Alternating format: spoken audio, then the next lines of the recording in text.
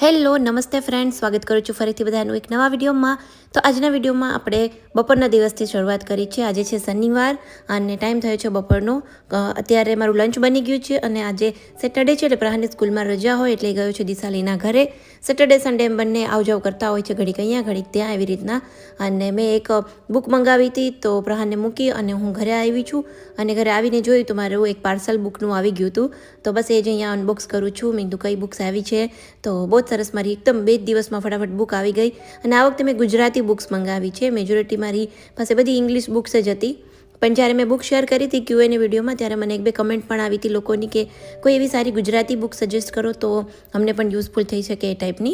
એટલે મેં કીધું ચલો સદગુરુની બુક્સ છે ને એ મેં ઇંગ્લિશમાં થોડી રીડ કરેલી છે. અમારા ઘરે જે જર્મનીથી ગેસ્ટ આવ્યા હતા ને એ એમને મંગાવી હતી તો એ મને બહુ સારી લાગી હતી. તો એની ગુજરાતી એડિશન છે તો મેં ગુજરાતીમાં મંગાવી છે. હવે હું રીડ કરી અને સારી હશે તો તમારી સાથે જરૂરથી શેર કરીશ. અને પછી બપોરનો ટાઈમ હોય એટલે જો તડકો આવે એટલે અહીંયા મોર છે ને હમણાં અહીંયા જ રહેતા હોય છે, કેમ કે તડકામાં એને બેસવાની અહીંયા મજા આવતી હશે. એટલે 4-5 મોર હતા તો મજા આવી જતી હોય છે. મોરને જોઈએ ને તો એકદમ સરસ, એટલા મનને શાંતિ મળતી હોય છે. તો આ રીતે કંઈક બપોર અમારી જે નીકળી છે. હેલો નમસ્તે ફ્રેન્ડ્સ. તો આજનો આખો દિવસ સેટરડે આખો દિવસ મેં રીડિંગ કર્યું છે. અને આજે પ્રહાન પણ નહોતો, દિશાલીના ઘરે રમવા ગયો હતો. અત્યારે દિશાલી બંને અહીંયા આવી ગયા છે બપોરના. એટલે સવારથી બપોર સુધી રિલેક્સિંગ જ હતું અને એટલું સરસ આમ શાંતિ હતી ને કે આજનો દિવસ મેં વિચાર્યું કે કોઈ જ વિડીયો બનાવવો નથી, કોઈ બીજી એક્ટિવિટી અધર એક્ટિવિટી કરવી નથી, બીજા મારે કોઈ આજે કામ નહોતા. એટલે આજે મેં બુક્સ મંગાવી છે ને એ બુક્સ જ ઓનલી રીડ કરવી છે. પહેરી લીધું? ઓકે, ચપ્પલ પહેરવાનું. ચાલો. સો બસ જો અત્યારે થઈ ગયા છે 7:30-8 જેવો ટાઈમ. જો બંનેને હવે આટો મારવા જવો છે. ક્યાં નાખી છે કે ક્યાંક લઈ જાઓ. મેં થોડી વાર પછી જશું. ઇડલી બનાવવાની છે તો ઇડલીનું ખીરું લઈ આવીશું અને આટો મારી આવીશું. તો હવે જઈએ છીએ બજારમાં. ચાલો આવી ગયો છે. મોટું તો હરખું રાખ. ચાલો. તો જો ફ્રેન્ડ્સ, પ્રહાને મસ્ત એના લેગોનું ઘર બનાવ્યું છે, માઇનક્રાફ્ટનું. પિગ હાઉસ છે. દેખો. તો એ રીતે સેટરડેનો આખો દિવસ તો જતો રહ્યો. સન્ડેના પણ મોર્નિંગમાં તો બસ ઘરનું બધું કામ ચાલતું હોય અને એ પછી બસ થોડું રેસ્ટ કર્યો હતો. અને કાલની જે બુક આવેલી છે ને એ જ પૂરી કરવામાં અને રીડિંગમાં મારો સન્ડે નીકળી ગયો હતો. ક્યાંય જ આટો મારવા નહોતા ગયા. સાંજના ટાઈમ પર એવું હતું કે ક્યાંક જશું, બટ પછી ક્યાંય ગયા નહીં અને ઘરમાં જ રહી. આખો દિવસ ઘરે રહી અને બસ ક્યારેક એવું હોય ને કે ઘરે રહી અને રિલેક્સ થવું છે એ ટાઈપનું. અને મંડે મોર્નિંગમાં જો અમારા ઘરની સામે જે વાડી છે ત્યાં મેરેજ ફંક્શન ચાલે છે. એટલે કાલે સન્ડે આખો દિવસ ત્યાં મેરેજ ચાલતા હતા અને આજે મંડેની મોર્નિંગમાં ત્યાં રિસેપ્શનની તૈયારી થાય છે. એટલે અમારા ઘરેથી પછી દેખાશે. અને મોર્નિંગમાં જો પ્રહાન સ્કૂલેથી આવી ગયો છે અને એના માટે મેં આ ટોય મંગાવ્યું હતું તો એ પણ આવી ગયું છે. સો ચાલો ફ્રેન્ડ, શિયાળો આવી ગયો છે અને હવે મજા આવશે ઓળો અને રોટલાને ખાવાની. તો બસ જો આજે રીંગણા શીખું છું એટલે બનાવવાનો છે રીંગણાનો ઓળો કે જે પ્રહાનને પણ બહુ જ ભાવતો હોય છે. અને હવેથી તો વિન્ટર સ્ટાર્ટ થઈ ગયા છે એટલે આજથી પ્રહાનની સ્કૂલ પણ થોડીક લેટ થઈ છે. વધારે તો નહીં પણ 10-15 મિનિટ વેન મોડી આવશે એટલે એ પણ સારું છે કે થોડુંક વહેલું પ્રહાનને નહીં ઉઠવું પડે. હા, પણ મને માને થોડીક હેબિટ પડી હતી વહેલી ઉઠવાની.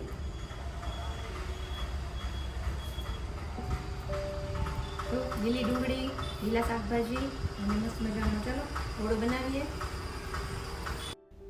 આજથી પ્રહાની સ્કૂલનો ટાઈમ થોડો લેટ થયો છે પણ મને આજે માર્કેટ જવું હતું પણ માસીને પણ 1-2 કામ હતા એટલા માટે એમને બહાર જવું હતું. એટલે આજે ટાઈમિંગનું થોડુંક ડિસ્ટર્બ થઈ ગયું એટલે હું શાકભાજી લેવા પણ ન ગઈ, ફ્રૂટ્સ લેવા પણ ન ગઈ અને ઘરમાં જે પડ્યું હતું એમાંથી જ મીંદું કંઈક બનાવી નાખું. તો ઓળો બનાવવાનું વિચાર્યું તો 2 જ રીંગણ હતા. રીંગણ શેકાણા પછી મને આઈડિયા આવ્યો કે આ 2 જે રીંગણ છે ઇનફ નહીં થાય કેમ કે પ્રહાનને પણ ઓળો ભાવે છે. એટલે મેં કીધું ચલો દૂધીનો ઓળો બનાવીએ. મેં સાંભળ્યું છે ઘણા લોકો દૂધીનો ઓળો બનાવતા હોય પણ અમે કોઈ દિવસ ટ્રાય નથી કરી. એટલે મેં એમાં જેમ નોર્મલ આપણે તેલ લગાવી અને કટ્સ લગાવી અને શેકી એવી રીતે મેં દૂધીને શેકવા મૂકી દીધી. અને આગળ જોજો. થોડો પચકો થયો છે, કઈ ટાઈપનો થયો છે એ તમને પણ જણાવીશું. અને અહીંયા જો દૂધીને શેકતા થોડો ટાઈમ લાગે છે એટલે વારાફરતી એવી રીતના ફેરવતી જાઉં છું. અને જેમ આપણે રીંગણ શેકીએ એવી રીતે મેં દૂધીને શેકી લીધી છે. દૂધી શેકાય ત્યાં સુધીમાં મને થોડી ભૂખ પણ લાગી ગઈ હતી, કેમકે આજે મેં સવારે ચા પછી મેં નાસ્તો કંઈ જ નથી કર્યો, એટલે ઓલમોસ્ટ 12 જેવો ટાઈમ થયો હતો. એટલે મેં કીધું ચલો હું કંઈક હવે પી લઈશ. તો મારે આજે પીવું છે સત્તુ ડ્રિંક. સત્તુ છે એ બહુ જ હેલ્ધી હોય છે, પ્રોટીનથી ભરપૂર હોય છે. આપણે જે દાળિયા ખાતા હોઈએ છીએ ને, દાળિયાનો બેઝિકલી એ ભૂક્કો જ હોય છે, એનો પાવડર કરેલો હોય છે. એને આપણે પાણી અથવા છાશમાં નાખીને પીએ એટલે સત્તુ ડ્રિંક થઈ જતું હોય છે. તો અહીંયા જો દાળિયાનો પાવડર લીધો છે, 1 કે 1.5 ચમચ જેટલું મેં લીધું છે. અને એની અંદર શેકેલું જીરું અને મીઠું એડ કરવાનું છે. પાણીમાં તમને ભાવે તો પાણીમાં પણ પી શકાય, પણ મને પાણીમાં નથી ભાવતો એનો ટેસ્ટ, એટલે હું એ છાશમાં યુઝ કરું છું, છાશમાં પીઉં છું. અને અહીંયા મેં ઘરે બનાવેલી જ એકદમ મસ્ત છાશ લીધી છે, મખણવાળી. દહીં છાશ બને એટલું અમે ઘરેથી જ હું બનાવવાની કોશિશ કરતી હોઉં છું. વધારે ગેસ્ટ હોય તો જ બહારથી પ્રિફર કરતા હોઈએ છીએ. તો જો મસ્ત એકદમ હેલ્ધી અને મોડી મારી છાશ છે, સત્તુ ડ્રિંક બનીને રેડી થઈ ગયું છે.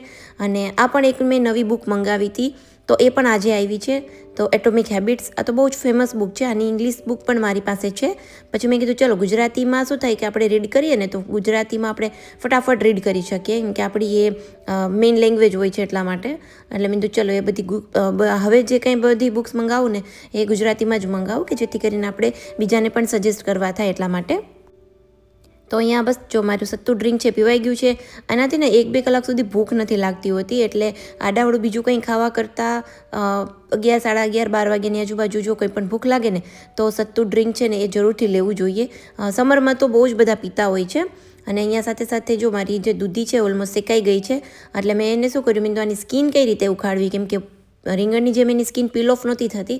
એટલે મેં પાણીથી પહેલાં એને વોશ કરી નાખી, અને પછી આપણું જે પિલર હોય, નોર્મલ પિલર, એનાથી પીલ કરવાની મેં કોશિશ કરી, બટ એ પ્રોપરલી એકદમ પીલ નહોતી થતી. એટલે થોડી આ બધી મહેનત વધી ગઈ. આ બધા કહેવાય ને કે આ નવી વેરાયટીઓ બહુ ટ્રાય ન કરાય. એટલે મેં તો એક એક્સપેરિમેન્ટ જ કર્યો હતો. ઓલરેડી આજે મને બહુ કુકિંગનો મૂડ પણ નહોતો, અને પણ બીજી કોઈ સબ્જી પણ નહોતી. તો મેં કીધું નોર્મલ કહેવાય ને દૂધીનું શાક બનાવો એના કરતાં આ ટાઈપનું કંઈક કરું ટ્રાય. અખતરો જ હતો એક ટાઈપનો. પછી મેં થોડું યુટ્યુબમાં વિડીયો જોયો તો એમાં પણ આવી રીતે દૂધીના બટકા કરી નાખ્યા હતા. અને જેમ નોર્મલ આપણે ઓળો બનાવીએ, પહેલાં ડુંગળી ટામેટાનો વઘાર જેમ કરી લઈએ એ રીતે મેં આખો વઘાર છે એ પ્રિપેર કરી લીધો. એની અંદર દૂધીના બધા જે પીસ કર્યા હતા એ બધા એડ કરી દીધા. થોડી વાર એને ચડવા દીધું, પણ દૂધીની જે ઉપરની સ્કીન હતી ને ત્યાંથી દૂધી કાચી હતી, એટલે એ બહુ જ મેં ટ્રાય કરી, ઢાંકીને પકાવવાની કોશિશ કરી, પણ પ્રોપર જે દૂધી છે ને એ કૂક જ ન થઈ. અને પછી મેં અહીંયા મેશર લીધું, મેશરથી પ્રેસ પણ કર્યું, પણ મને જેવું જોયું હતું ને એવું એ ટાઈપનું કંઈ જ થયું નહીં. એટલે થોડી ઓર વાર મેં એને પકવા દીધી, એમાં આ બધા મસાલા ને બધું એડ કરીને. બટ ફાઇનલી મને એવું થયું કે હવે આ જે છે સબ્જી એ મારી પ્રોપર થશે નહીં, એટલે મેં પછી છોડી દીધું હતું. બહુ 15-20 મિનિટ સુધી મેં એને એકદમ ધીમા તાપે પકાવવા દીધી. પછી મેં થોડી વાર બંધ કરીને પણ રાખી દીધું, કે મેં થોડી જો દૂધી એની મેળે ગળી જતી હોય ને પછી પ્રેસ કરી દઉં. બટ અહીંયા જો મેં પ્રેસ પણ કર્યું, પણ પ્રોપર એકદમ જે કહેવાય ને કે ઓળાની જેમ ભૂક્કો થવો જોઈએ ને એ ન થયું. પછી ફાઇનલી મેં કીધું ચલો હવે કંઈ નહીં થાય, ટાઈમ પણ થઈ ગયો છે, તો ઉપરથી ધાણા ને થોડું લેમન એડ કરી અને મેં કીધું ચાલશે, જેવું હશે એવું હું ખાઈ લઈશ. પણ આ બધી જ મહેનત કરી એમાં હું મીઠું એડ કરવાનું ભૂલી ગઈ હતી, અને હું જમવા બેઠી ને ત્યારે પછી ઉપરથી મેં એમાં મીઠું એડ કર્યું હતું. સો ફ્રેન્ડ્સ, આજે બપોરના લંચમાં તો એકદમ પચકું જ થઈ ગયું.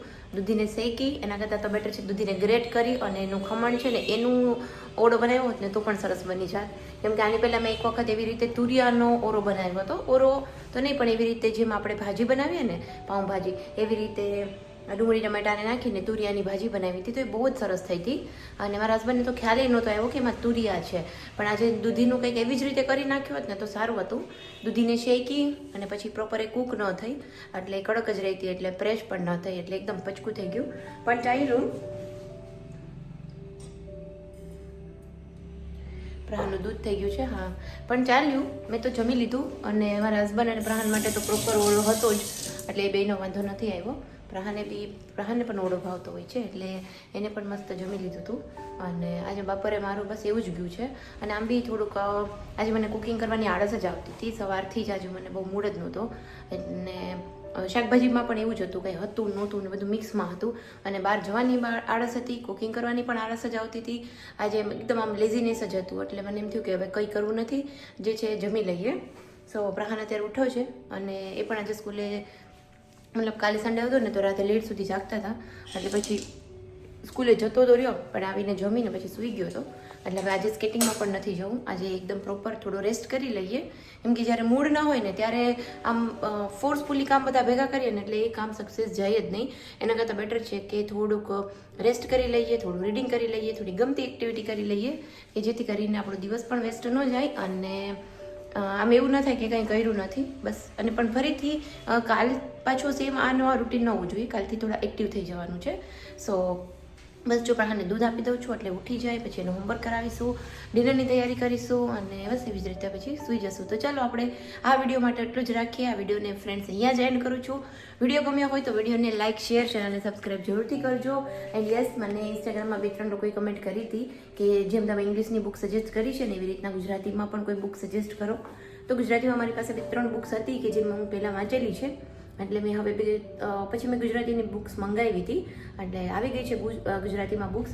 થોડી હું રીડ કરીશ ને પછી હું સજેસ્ટ કરીશ કે મને ગમે, યુઝફુલ લાગે ને તો આપણે કોઈને સજેસ્ટ કરી શકીએ. એટલે સદગુરુની 2-3 બુક્સ છે, એવી રીતના જે બુક્સ મને થોડી રિવ્યૂ સારા લાગે, થોડું હું જોઉં એના વિશે અને પછી મંગાવું. થોડા ઘણા 20-25 પેજ રીડ કરીએ ને તો ઓલમોસ્ટ ઘણો બધો આઈડિયા આવી જતો હોય છે કે કઈ બુક્સ આપણે કોઈને સજેસ્ટ કરવા જેવી છે કે નથી. એટલા માટે સો થોડા દિવસ વેઇટ કરો, થોડા દિવસમાં હું એકાદ બુક કમ્પ્લીટ કરીશ તો પછી સજેસ્ટ કરીશ કે આ બુક લેવા જેવી છે અને એ વાંચવા જેવી છે. સો ચાલો ફ્રેન્ડ્સ, આ વિડીયો માટે એટલું જ રાખીએ. વિડીયો ગમ્યો હોય તો વિડીયોને લાઈક, શેર, ચેનલ સબસ્ક્રાઈબ કરવાનું બિલકુલ નથી ભૂલવાનું. ચાલો મળીશું કાલના વિડીયોમાં. ત્યાં સુધી બધાને બાય બાય, આવજો, ટેક કેર.